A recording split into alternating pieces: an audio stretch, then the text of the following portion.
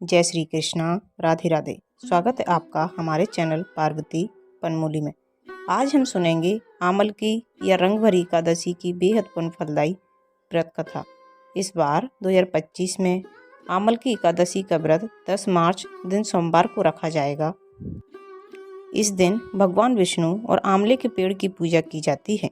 आमल की शब्द का अर्थ है आंवला। शास्त्रों में आंवले के पेड़ को एक खास स्थान दिया गया है। कहते हैं जिस समय भगवान विष्णु ने सृष्टि की रचना के लिए ब्रह्मा जी को जन्म दिया था, उसी समय आंवला के वृक्ष को भी जन्म दिया था।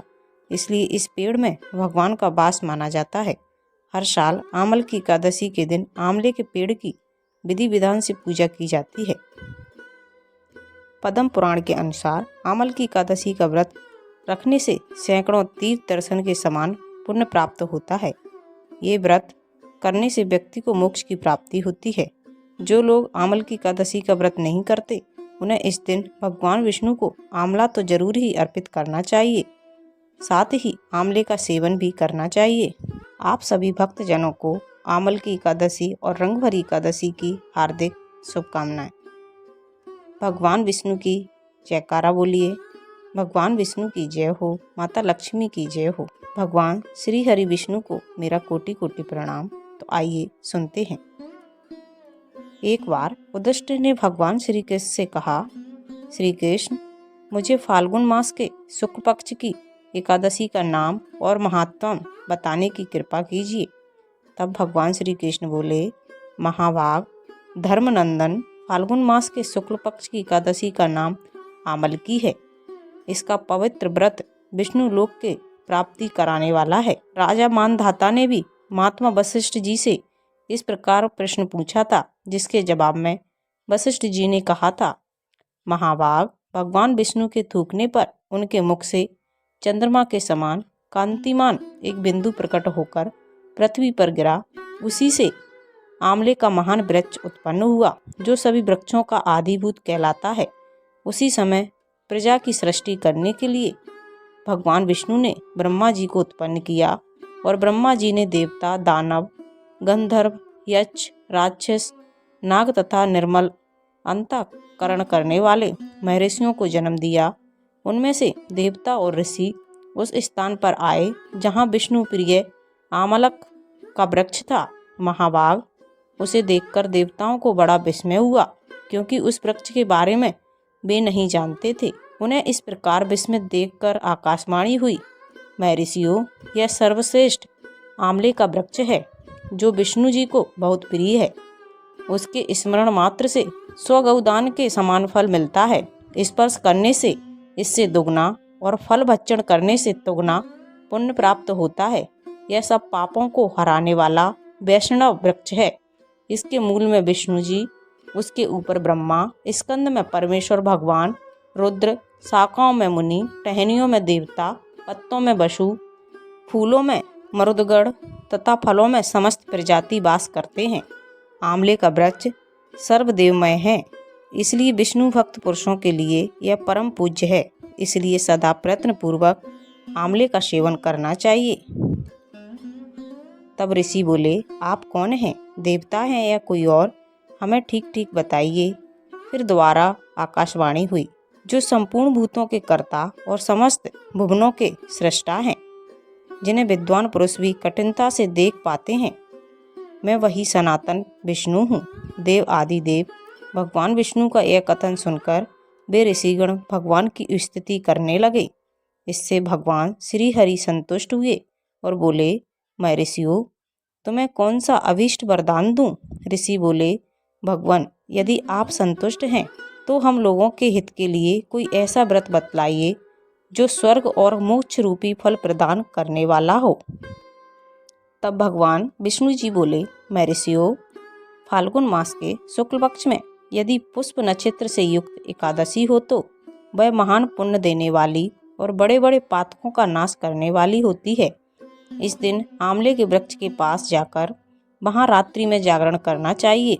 इससे मनुष्य सब पापों से छूट जाता है और सहस्त्र गौदान का फल प्राप्त करता है। विप्रगण, यह व्रत सभी व्रतों में उत्तम है, जिसे मैंने तुम लोगों को बताया है। तब ऋषि बोले, भगवान इस व्रत की विधि बतलाइए, इसके देवता और मंत्र क्या हैं, पूजन कैसे करें, उस समय स्नान और दान कैसे किया जाता है। भगवान विष्णु ने कहा, द्विजवरों, इस एकादशी को व्रती प्रातःकाल दंत दावन करके यह संकल्प करे कि हे पुंडरीकाक्ष, हे अच्युते, मैं एकादशी को निराहार रहकर दूसरे दिन भोजन करूंगा, आप मुझे शरण में रखें। ऐसा नियम लेने के बाद पतित, चोर, पाखंडी, दुराचारी, गुरुपत्नी गामी तथा मर्यादा भंग करने वाले मनुष्यों से वह वार्तालाप न करे, अपने मन को वश में रखते हुए नदी में, पोखरे में, कुएं पर अथवा घर में ही स्नान करे। स्नान के पहले शरीर में मिट्टी लगाए। मिट्टी लगाने का मंत्र है, अश्व क्रांते, रथ क्रांते, विष्णु क्रांते, वसुंधरे, मृत के हर में पापम, जन्म कोटायम समर्जितम। अर्थात वसुंधरे, तुम्हारे ऊपर अश्व और रथ चला करते हैं तथा वामन अवतार के समय भगवान विष्णु ने भी तुम्हें अपने पैरों से नापा था। मृत के, मैंने करोड़ों जन्मों में जो पाप किए हैं, मेरे उन सब पापों को हर लो। अब स्नान का मंत्र, त्वं मता सर्वभूतानां जीवनं तत्तु रक्षकं स्वदजो विज्यतातीनां रसानं पते नमः।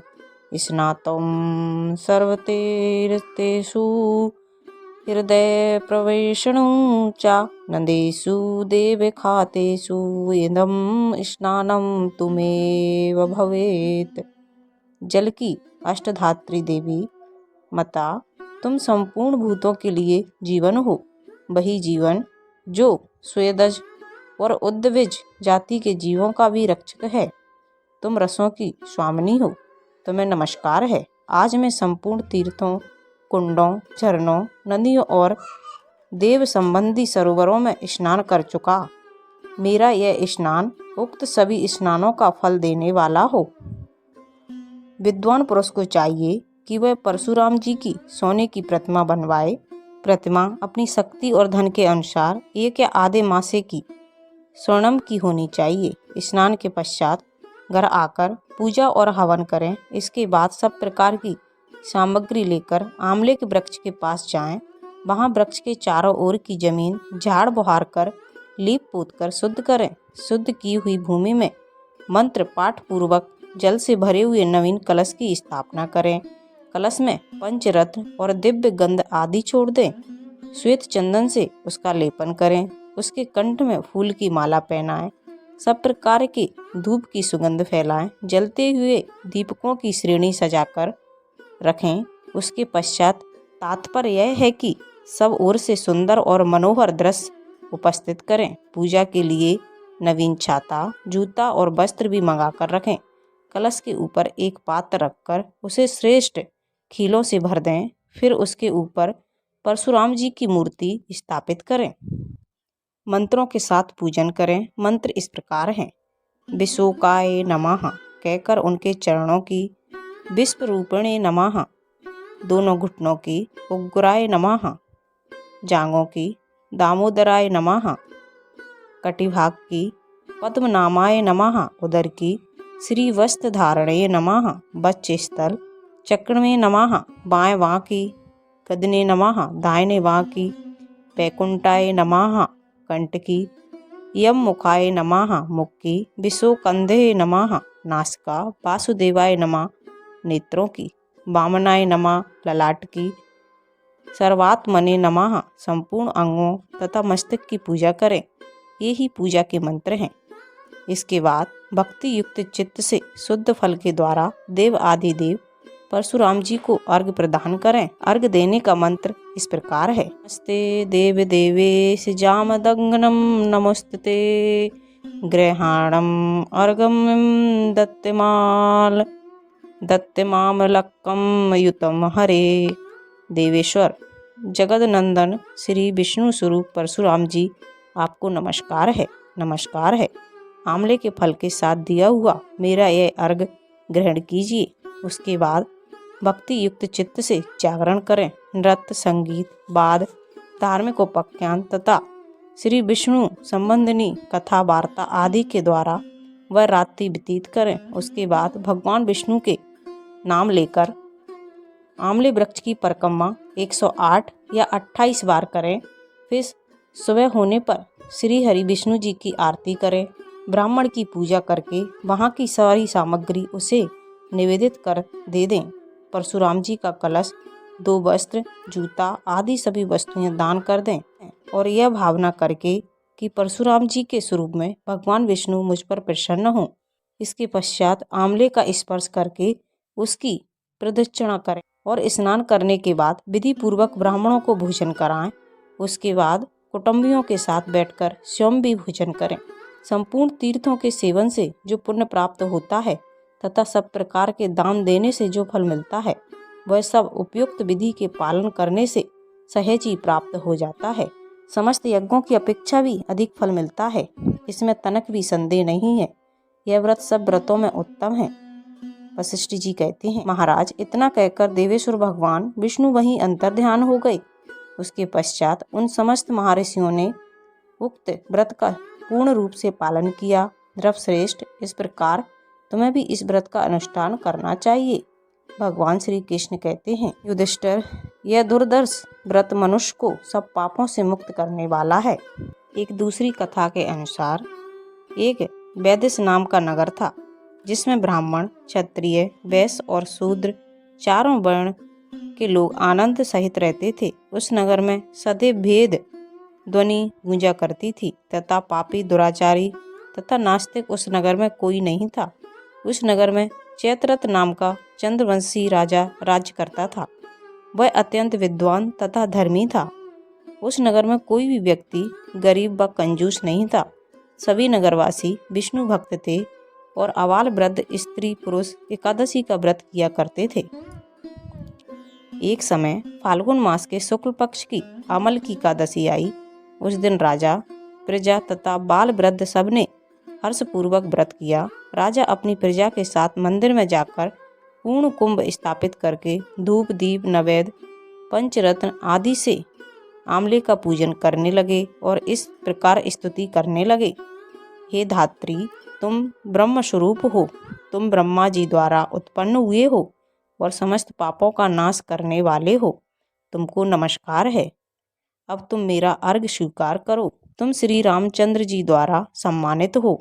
मैं आपकी प्रार्थना करता हूँ, इसलिए आप मेरे समस्त पापों का नाश करो। उस मंदिर में सबने रात्रि को जागरण किया। रात के समय वहाँ एक बहेलिया आया जो अत्यंत पापी और दुराचारी था। वह अपने कुटुंब का पालन जीव हत्या करके किया करता था। भूख और प्यास से अत्यंत व्याकुल वह बहेलिया इस जागरण को देखने के लिए मंदिर के एक कोने में बैठ गया और विष्णु भगवान तथा एकादशी महात्म की कथा सुनने लगा। इस प्रकार अन्य मनुष्यों की भांति उसने भी सारी रात जागकर बिता दी। प्रातःकाल होते ही सब लोग अपने घर चले गए। वह बहेलिया भी अपने घर चला गया। घर जाकर उसने भोजन किया। कुछ समय बीतने के पश्चात उस बहेलिये की मृत्यु हो गई, मगर उस आमल की एकादशी के व्रत तथा जागरण से उसने राजा विदुररथ के घर जन्म लिया और उसका नाम वसुरथ रखा गया। विवाह होने पर वह चतुरंगिनी सेना के सहित तथा धन धान्य से युक्त होकर 10,000 ग्रामों का पालन करने लगा। वह तेज में सूर्य के समान, कांति में चंद्रमा के समान, वीरता में भगवान विष्णु के समान और क्षमा में पृथ्वी के समान था। वह अत्यंत धार्मिक, सत्यवादी, कर्मवीर और विष्णु भक्त था। वह प्रजा का समान भाव से पालन करता था। दान देना उसका नित्य कर्तव्य था। एक दिन राजा शिकार खेलने के लिए गया। देव योग से वह मार्ग भूल गया और दिशा ज्ञान न रहने के कारण उसी वन में एक वृक्ष के नीचे सो गया। थोड़ी देर बाद पहाड़ी म्लेच्छ वहां पर आ गए और राजा को अकेला देखकर मारो मारो शब्द करते हुए राजा की ओर दौड़े। म्लेच्छ कहने लगे कि इसी दुष्ट राजा ने हमारे माता पिता, पुत्र, पौत्र आदि अनेक संबंधियों को मारा है तथा देश से निकाल दिया है, इसलिए इसको अवश्य मारना चाहिए। ऐसा कहकर वे म्लेच्छ उस राजा को मारने दौड़े और अनेक प्रकार के अस्त्र शस्त्र उसके ऊपर फेंके, वे सब अस्त्र शस्त्र राजा के शरीर पर गिरते ही नष्ट हो जाते और उनका बार पुष्प के समान प्रतीत होता, मानो उसके शरीर पर फूल फेंक रहे हैं। अब उन मलेच्छों के अस्त्र शस्त्र उल्टा उन्हीं पर प्रहार करने लगे, जिससे वे मूर्छित होकर गिरने लगे। उसी समय राजा के शरीर से एक दिव्य स्त्री उत्पन्न हुई। वह स्त्री अत्यंत सुंदर होते हुए भी उसकी भ्रुकुटी टेढ़ी थी। उसकी आंखों से लाल लाल अग्नि निकल रही थी, दूसरे काल के समान प्रतीत होती थी। वह स्त्री मलेच्छों को मारने दौड़ी और थोड़ी ही देर में उसने सारे मलेच्छों को काल के गाल में पहुंचा दिया। जब राजा सोकर उठा तो उसने मलेच्छों को मरा हुआ देखकर कहा कि इन शत्रुओं को किसने मारा? इस वन में मेरा कौन हितैषी रहता है? वह ऐसा विचार कर ही रहा था कि आकाशवाणी हुई, हे राजा, इस संसार में विष्णु भगवान के अतिरिक्त कौन तेरी सहायता कर सकता है? इस आकाशवाणी को सुनकर राजा अपने राज्य में आ गया और सुखपूर्वक राज्य करने लगा। महर्षि वशिष्ठ जी बोले कि हे राजन, यह आमल की एकादशी के व्रत का प्रभाव था। जो मनुष्य इस आमल की एकादशी का व्रत करते हैं वे प्रत्येक कार्य में सफल होते हैं और अंत में विष्णु लोक को चले जाते हैं। तो ये थी फाल्गुन मास के शुक्ल पक्ष की आमल की एकादशी की बेहद पुण्य फलदायी व्रत कथा। अगर आपको अच्छी लगे तो प्लीज़ चैनल को लाइक शेयर सब्सक्राइब कीजिए और कमेंट में जय श्री हरि अवश्य लिखिए। थैंक